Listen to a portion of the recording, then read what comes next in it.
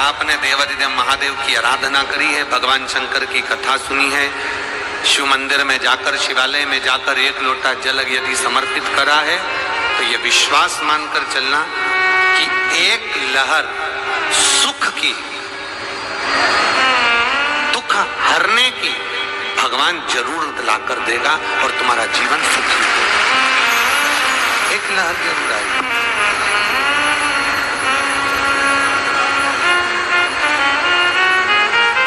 अपने भक्तों का दुख काटने के लिए वो किसी भी रूप में आ सकता,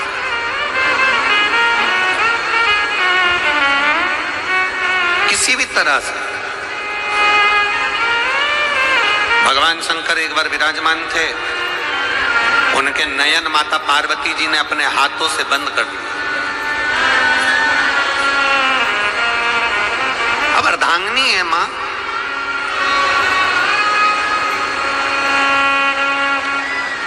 मां जगत जननी आई, जगदम्बा आई और उन्होंने अपने हाथों से नेत्र बंद किए।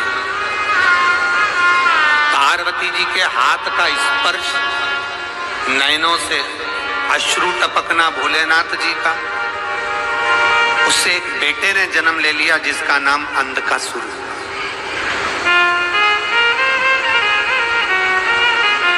एक पुत्र ने जन्म लिया जिसका नाम अंधक था, अंधकासुर। छोटे से बच्चे ने जन्म लिया तो मां पार्वती ने उसको गोदी में ले लिया। अब पार्वती मैया उसको गोदी में ले ली तो भगवान देवाधिदेव महादेव से कहा, प्रभु जी आपका पुत्र है। भगवान कहते हैं पुत्र है माना, पर पुत्र वो श्रेष्ठ है जो संपूर्ण विश्व का कल्याण करे। पुत्र वो श्रेष्ठ नहीं है जो संपूर्ण विश्व को दुख में लाकर खड़ा करे। कष्ट में लाए वो पुत्र नहीं।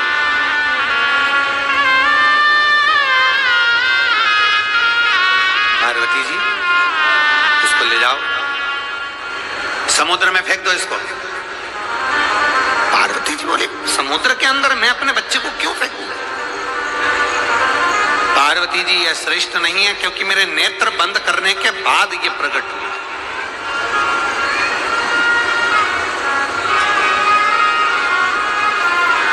भगवान से प्रार्थना करना, घर में औलाद ऐसी देना जो जिंदगी भर हमारा सम्मान करे, आदर करे, सत्कार करे, रोटी दे ना दे पर मीठी वाणी जरूर दे, ऐसी औलाद होना चाहिए। भगवान की कृपा नहीं हुई। एक डाकू मर गया और डाकू मरा, उसके बाद में एक संत मर गया। एक संत, एक साधु, एक गुरुजन, एक मर गया। डाकू भी मरा, संत भी मरा, दोनों मरे, दोनों ऊपर गए। पूछा गया, धर्मराज ने पूछा तुम कौन हो? तो कहा मैं डाकू हूं, मैंने जिंदगी भर लोगों को कष्ट दिया, परेशान किया, मैंने लोगों का धन एकत्रित किया और अपने परिवार को दिया, और मैंने लोगों को मारा, काटा, परेशान कर दिया। मैं डाकू हूं, आप मेरे कर्म का जो भोग भुगताना चाहते हो वो भुगता सकते हो, मैं भोगने के लिए तैयार हूं। आप जो बोलोगे मैं अपने कर्म का भोग भोगूंगा क्योंकि मैं डाकू हूं। कल कथा में कहा था, अपने पाप परमात्मा के सामने जाकर जरूर बोलो कि मैंने ये गलत किया है, मैंने ऐसा कर दिया है, मैंने ऐसा किया है। अपने पाप परमात्मा के सामने जरूर बोलो। डाकू ने कहा मैं डाकू हूं, मैंने गलत काम किया, मैंने लोगों को मार डाला, मैंने ये कर दिया, मैंने वो कर दिया। आप मुझे जो कर्म का भोग भुगताना चाहते हो मैं भोगने के लिए तैयार हूं। थोड़ी देर बाद संत जिनके प्राण छूट गए थे वो आए, उनसे पूछा तुम कौन हो? तो कहा मैं संत हूं, दुनिया को अच्छी मार्ग बताता था, अच्छी राह पर चलना सिखाता था, अच्छा सतमार्ग बताता था, मैं दुनिया के लोगों को श्रेष्ठ मार्ग की ओर लेकर जाता हूं। ठीक है। डाकू ने कहा कि मुझे बताओ कि मेरे कर्म का क्या भोग भोगना है। धर्मराज ने कहा तुम्हारा भोग भोगना केवल इतना है, तुम्हें तुम्हारे कर्म का फल भोगना पड़ेगा, इसलिए तुम्हें भोगने के लिए मैं तुम्हें कहता हूं कि तुम डाकू हो, एक काम करो, तुम इस संत की सेवा करो। तुम्हारा कर्म का भोग यही भोगना है तुमको कि संत की सेवा करो। जाओ, ये संत जहां रहेंगे इनकी सेवा करो। वैकुंठ में जहां ये संत रहेंगे तुम इनकी सेवा करो। इतने में संत आग बबूला हो गए, संत क्रोध में लाल हो गए।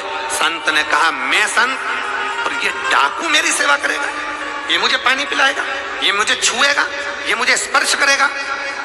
मैं इसका स्पर्श नहीं कर सकता क्योंकि ये डाकू है। मैं इसके हाथ का पानी नहीं पी सकता क्योंकि ये डाकू है। मैं इसका स्पर्श नहीं करूंगा, इसके हाथ का भोजन नहीं करूंगा क्योंकि ये डाकू है। मैं इसको छू नहीं सकता क्योंकि ये डाकू है।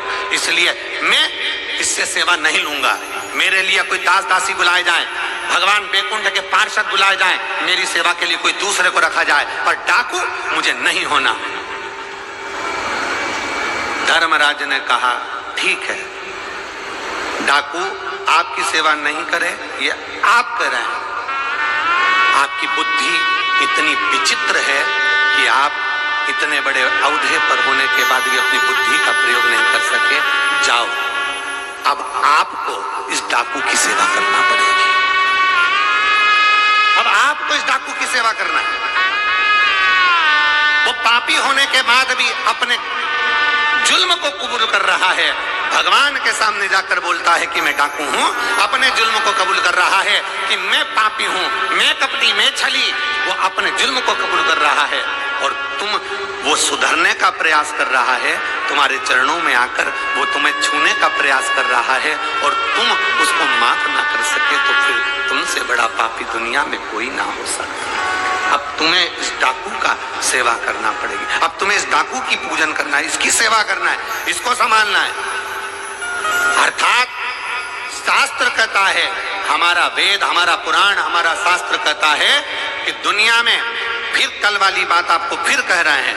एक, अपन ने जो पुण्य करा, अपन ने जो अच्छा किया, लोगों को पानी पिलाया, भोजन कराया, ये कराया, वो कराया, एक अपने पुण्य का डिंडोरा मत पीटो, एक अपने पुण्य का बखान मत करो कि मैंने क्या करा, और दूसरा अपने दूसरे के पाप का बखान बिल्कुल मत करो कि दूसरे ने कौन सा पाप कर दिया, दूसरे ने क्या गलत कर दिया, उसका भी डोंडी हमको नहीं पीटना।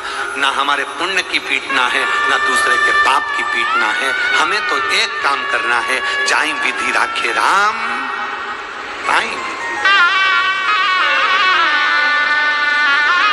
विधि राखे राम।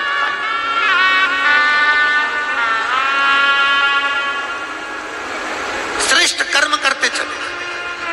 भगवान शिव के मंदिर में जाओ, एक लोटा जल चढ़ाओ, झाड़ू लगाओ, पोछा लगाओ।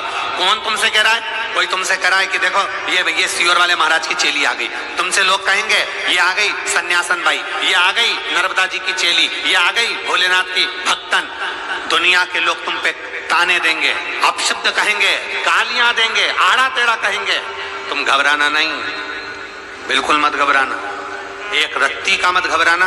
अगर कोई कहे कि ये आ गई सियोर वाला महाराज की चेली, ये आ गई शंकर जी की भक्त, ये आ गई कथा सुनने वाली, ये देखो ये चल दी एक लोटा पानी लेकर, नहीं, घबराना नहीं। जब मेरी माँ जगत जननी जगदम्बा एक लोटा जल लेकर महादेव को चढ़ा सकती है, माँ उमा, माँ कात्यायनी, कुष्मांडा, स्कंदा, गणेश जी, कार्तिकेय, इंद्रदेव, वरुण देव, करुण देव, ऐसा कौन देव है जिसने भगवान के ऊपर जल नहीं चढ़ाया? एक देवता का नाम बता दो जिसने शिव की आराधना न करी हो, जिसने शंकर की आराधना न करी हो। एक देव ऐसा जिसने शिव की आराधना न करी हो, जिसने भगवान शंकर की आराधना न करी हो। संपूर्ण विश्व के जितने देवादिदेव महादेव संसार में है, जितने देवादिदेव महादेव की आप और हम पूजन करते हैं, वो भगवान शंकर की आराधना में लगे रहते हैं। कोई गाली दे, शिव के मंदिर को मत छोड़ना। कोई अपशब्द कहे, शिव के मंदिर को मत छोड़ना। कोई कहे मेरे ऊपर तो इतना दुख आ गया, अब मैं मंदिर नहीं जाऊंगी, भगवान ने मेरी सुनी नहीं, मैं मंदिर नहीं जाऊंगी, नहीं, उसके दरवाजे जाते रहो, उसके चौखट पर जाते रहना और उसको अपना चेहरा दिखाते रहना, जिससे उसको भी मालूम पड़े कि इसको इतना दुख देने के बाद भी ये मेरी दरवाजे को नहीं छोड़ी है, मतलब ये मेरी है। कहेंगे, ताना देने वाले देंगे, अपशब्द कहने वाले कहेंगे। बंजर भूमि पर अगर बीज बोओगे तो 4 लोग अकल देने के लिए आएंगे, अरे जमीन बेकार है रे, काहे को बीज बो रहे? जिस मकान में तुम रह रहे हो ना, उस मकान में 1 महीना 2 महीना 4 महीना अगर अच्छे से नहीं रह पाओगे, नया मकान बनाया, बिल्डिंग बना ली, मकान बना लिया, बंगला बना लिया, घर बना लिया, और उसमें तकलीफ आ रही है, कुछ ना कुछ परेशानी आ रही है, एक जनी को पकड़ के लाए, उसने कह दिया तुम्हारा जीना बेकार है, सीढ़ियां बेकार है, दूसरे को पकड़ के लाए, उसने कहा तुम्हारी बाथरूम बेकार है, इसको इधर बनना थी, तीसरे को पकड़ के लाए, उसने कह दिया तुम्हारा ये काम बेकार है।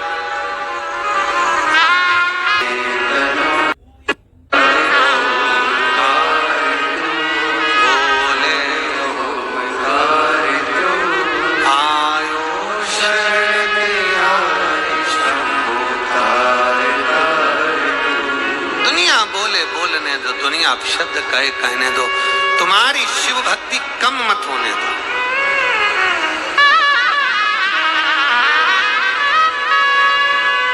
तुम्हारा भजन कम मत होने दो।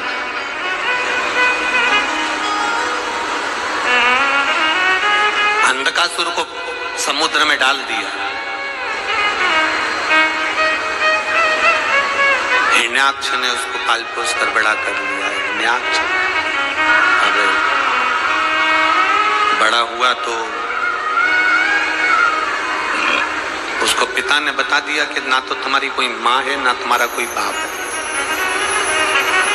तुम तो जल में बहकर आए थे तो मैंने तुमको पाल पोस कर बड़ा।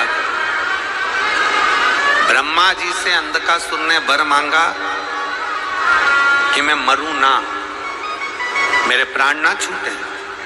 ब्रह्मा जी ने कहा ऐसा कभी नहीं हो सकता कि तुम मरोगे नहीं, मरना निश्चित है, प्राण दिए हैं परमात्मा ने तो लेगा जरूर, एक दिन घर तो खाली कर कर जाना पड़ेगा, ये शरीर छोड़कर जाना पड़ेगा। ठीक है, वर दो, जिस दिन मैं अपनी मां को गलत दृष्टि से देखूं उस दिन मेरे प्राण छूटे, क्योंकि इसको मालूम था मेरी माता कोई नहीं है, मेरा पिता कोई नहीं है। इसको लगा आया समय,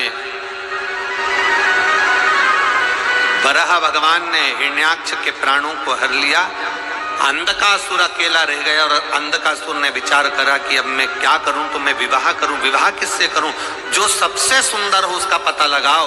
तो असुरों ने पता लगाया कि सबसे सुंदर तो केवल एक ही है और वो मेरी जगत जननी जगदम्बा माँ अम्बा, माँ दुर्गा, भवानी माता पार्वती के सिवा कोई सुंदर कोई सुंदर।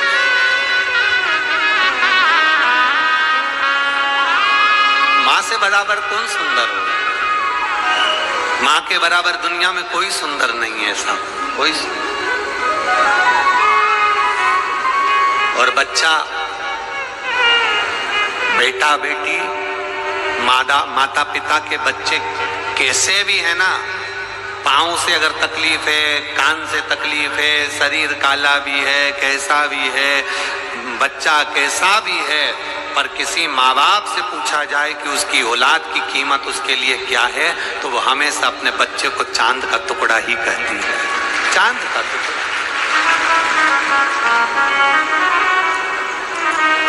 मेरा बेटा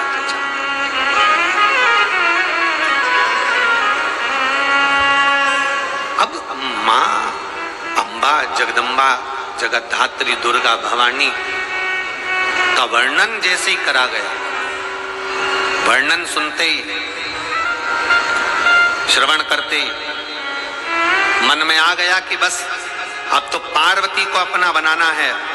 कहाँ मिलेंगी माता पार्वती को, अपना बनाने के लिए जा रहा है कि पार्वती से विवाह में कर। उनकी तो शादी हो गई, उनका तो विवाह हो गया, विवाह हो गया, हाँ शादी हो गई, हाँ।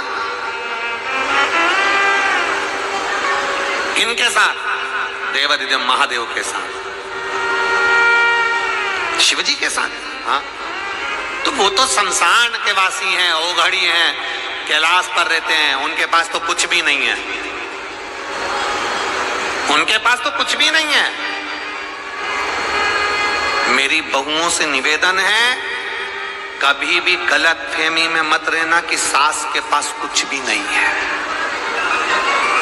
कभी गलत फहमी में मत रहना। मेरा बहुओं से निवेदन है, कभी ये गलत फहमी में मत रहना कि तुम्हारे गुरु के पास कुछ नहीं है, कभी गलत फहमी में मत रहना कि तुम्हारे ससुर के पास कुछ नहीं है, कभी गलत फहमी में मत रहना कि तुम्हारी सास के पास कुछ नहीं है। अगर धन नहीं होगा ना तो दिल की दुआ, आशीर्वाद बहुत होगा और वही तुम्हारा कल्याण कर देगा, वही तुम्हें सुख का अनुभव करा देगा, वही तुम्हें आनंद का अनुभव करा देगा, वही तुम्हें खुशियों का अनुभव करा देगा। प्रसन्नता नहीं चाहिए, चाबी नहीं चाहिए, दौलत नहीं चाहिए, धन।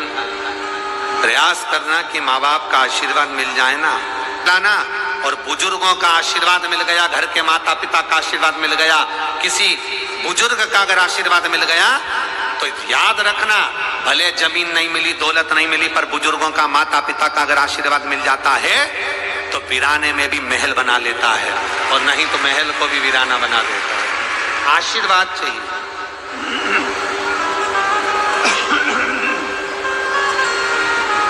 आशीर्वाद चाहिए, बिना आशीर्वाद के सुख का अनुभव नहीं होगा। श्रेष्ठ आशीर्वाद व्यक्ति को सुख की ओर लेकर जाता है। सुख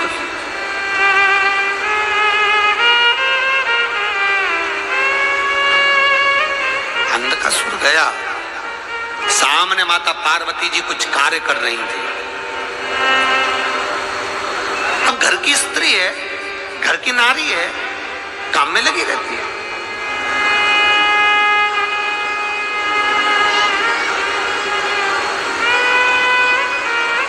स्त्री को सम्मान देने वाला देवता कहलाता है। जम के बोलिए, क्या कहलाता है? देवता। स्त्री को सम्मान देने वाला देवता कहलाता है, और स्त्री को अपनी बराबरी पर लाकर अपने बराबर का मानकर चलने वाला महादेव कहलाता है। मेरे देवाधिदेव महादेव ने पार्वती जी का सम्मान तो किया, पर मेरे महादेव ने अपनी पार्वती को बराबर में लाकर बिठाया है। मेरी पूजन होती है तो तेरी भी होगी, मेरा स्मरण होता है तो तेरा भी होगा। तू मेरे साथ मेरी बराबरी पर बैठेगी, मेरे साथ। ब्रह्मा जी के साथ ब्रह्माणी थोड़ी दूरी पर बैठी हैं, पुष्प पर बैठी हैं। लक्ष्मी जी नारायण भगवान के चरणों में बैठी हैं, पर केवल एक देवाधिदेव महादेव ऐसे होते हैं, अगर कैलाश पर भगवान शंकर का दर्शन करोगे तो माता पार्वती भगवान शंकर के पास बाजू में बैठी है, बिल्कुल पास में। नारी का जो सम्मान दे वो देव कहलाता है, नारी का जो सम्मान करे वो देव कहलाता है, वो देवता कहलाता है, वो देव कहलाता है। और जो नारी को अपने बराबर का समझकर उसको सम्मान देकर अपने बराबर पर बिठाए उसको महादेव कहते हैं, वो महादेव कहते हैं। स्त्री, नारी वो तुमसे कम नहीं है। तुम अगर खेत पर काम करते हो ना तो वो भी खेत पर काम करती है, वो भी खेत पर काम करती है।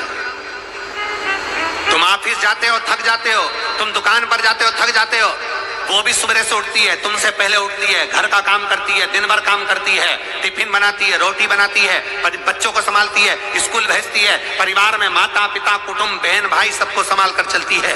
तुम ऑफिस से आते हो, थक जाते हो, तुम ऑफिस से आते हो, थके दिखते हो, तुम दुकान से आते हो, थक जाते हो, तुम्हारे हाथ में पानी ला कर देती, तुम्हारे लिए भोजन बनाने का काम करती है, सब कुछ करती है, आगे बढ़कर तुम्हारा आदर करती है। और हम क्या समझते हैं कि ये हमसे छोटी है, हम इसको ऐसा करें, हम ऐसा दबा कर चले ना। मेरे शंकर भगवान ने माता पार्वती को अपने बराबर का समझा है और बराबर के लेवल पे लेकर चले हैं। सम्मान दीजिए, तुम काम कर रहे हो तो वो भी काम कर रहे हैं। शंकर की कथा कहती है, नारी को सम्मान देना तुम देव कहलाओगे, पर नारी को बराबर पर लाकर खड़ा कर देना तुम महादेव कहलाओगे। अपने बराबर का समझ कि ये मेरे साथ है, कदम से कदम मिलाकर चलने वाली मेरी अर्धांगिनी, मेरी पत्नी, मेरी नारी, ये स्त्री, मेरी माँ, मेरे घर की मेरी बहन, मेरी घर की बहू, मेरे घर की बेटी, मेरी घर की पत्नी, ये मेरे साथ कदम से कदम मिलाकर चलने वाली है। मेरी दुख की घड़ी में मेरी पत्नी, मेरे माता, मेरे पिता, मेरी बहन, ये मेरे साथ खड़े हैं, मेरी तकलीफ में मेरे साथ खड़े हैं। घर की स्त्री को तुम अपने बराबर का समझोगे तो दुनिया में कभी नहीं हार सकते, आगे बढ़कर निकल कर चले जाओ। स्त्री को बराबर पर लाई, लगता है, तुझ में अकल नहीं है, चल भाग यहां से, तू तो मूर्ख है, तेरे को क्या बताऊं, क्या सारा दुकान का टेंशन तेरे को दे दूं, चल, तेरे में अकल नहीं है। और जब फंस जाते हो तब वही अकल देती है, सुनो मेरे पास में सोने का मंगलसूत्र और 2 चूड़ी रखी है, तुम कुछ गलत काम मत करना, तुम मरने की नहीं सोचना, हो गया ना कोई बात नहीं, ये मंगलसूत्र चूड़ी ले जाओ सुनार के यहाँ देना और कह देना थोड़ा सा पैसा दे दे, मेरे को कर्जा हो गया है, बाद में वही काम आती है। और फिर निवेदन करूंगा, दुख की घड़ी में जैसे घर का सोना दुकान पर चले जाता है, पैसा आ जाता है तो तुम्हारा कर्जा चूक जाता है, दुख की घड़ी में अगर सोना दुकान पर जाता है, दुख की घड़ी में तुम्हारी जमीन गिरवे रखाने के लिए जाती है, तो निवेदन करूंगा दुख की घड़ी में सोना दुकान पर जाए, जमीन गिरवे पर जाए, उससे पहले तुम मेरे महादेव के चरणों में 1 लोटा जल चढ़ाने चले जाए। अगर तुमने महादेव को 1 लोटा जल चढ़ाना प्रारंभ कर दिया, शिव जी के मंदिर में जाना प्रारंभ कर दिया, कितना भी दुख है, कर्जा हो गया, जमीन चली गई, जायदाद चली गई, बच्चों का विवाह नहीं हो रहा, बेटी का संबंध नहीं हो रहा, ये कंपनी नहीं मिल रही, नौकरी नहीं मिल रही, सर्विस नहीं मिल रही, ये दुख आ गया, बीमारी आ गई, 10 जगह जाने से पहले तुम्हारा धन दुकान पर जाए उससे पहले तुम मेरे महादेव के मंदिर जाना चालू कर दो, शंकर के मंदिर जाना चालू कर दो, शंकर का गुणगान करना प्रारंभ कर दो, श्री शिवाय नमस्तुभ्यम बोलना प्रारंभ कर दो, अपने मुख उच्चारण में भगवान शंकर का गुणगान करना प्रारंभ कर दो। ये जिंदगी का वो तत्व है कि तुम अकेले नहीं रहोगे, मेरा महादेव तुम्हारे साथ कदम से कदम मिलाकर चलेगा। हमसे किसी ने कहा गुरुजी भगवान भक्त के पीछे चलता है, हमने ऐसा सुना है, भक्त को सपोर्ट करने के लिए, भक्त को सहायता देने के लिए भगवान पीछे पीछे चलता है। हमने उससे कहा हमारी शिव महापुराण की कथा कहती है भगवान भक्त के पीछे नहीं चलता, मेरा महादेव तो अपने भक्त का हाथ पकड़कर साथ चलता है। हमारे साथ हैं भोलेनाथ, शरण में रख दिया जब माथ तो किस बात क्या चिंता करना, अरे अब और मेरे भोले तेरा सहारा है, मेरे भोले तेरा सहारा है, मेरी नैया का तू किनारा है, मेरी नैया का तू किनारा। अंधकासुर ने माता पार्वती जी को देखा और उनको पाने के लिए ललकता से आगे बढ़ा। जैसे ही पार्वती जी को पाने के लिए आगे बढ़ता है, अंधकासुर बस आगे बढ़ा ही था, इतने में पार्वती मैया ने जो पलट कर देखा, उनका तो मात्र तो झलक रहा था कि ये मेरा बेटा है, ये मेरा पुत्र है, ये मेरा पुत्र है, ये मेरा बेटा है। शंकर भगवान ने देखा कि ये बेटा तो है परंतु माँ को गलत दृष्टि से देख रहा, इसलिए भोलेनाथ जी ने तुरंत काल भैरव को प्रकट कर दिया और काल भैरव को प्रकट करा और कहा इस अंधकासुर को मार दो। काल भैरव मतलब क्या? शिवजी ने काल भैरव को प्रकट करा, अंधकासुर को मार दिया। अंधकासुर माता पार्वती को गलत दृष्टि से देख रहा था। काल भैरव हमारे कर्म, आप जैसा कर्म करोगे वैसा आपको भोगना पड़ेगा।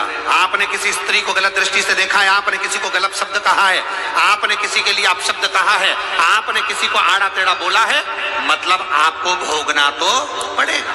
मरने से पहले भोगना है, मृत्यु के पहले आपका प्राण भोगना तो है।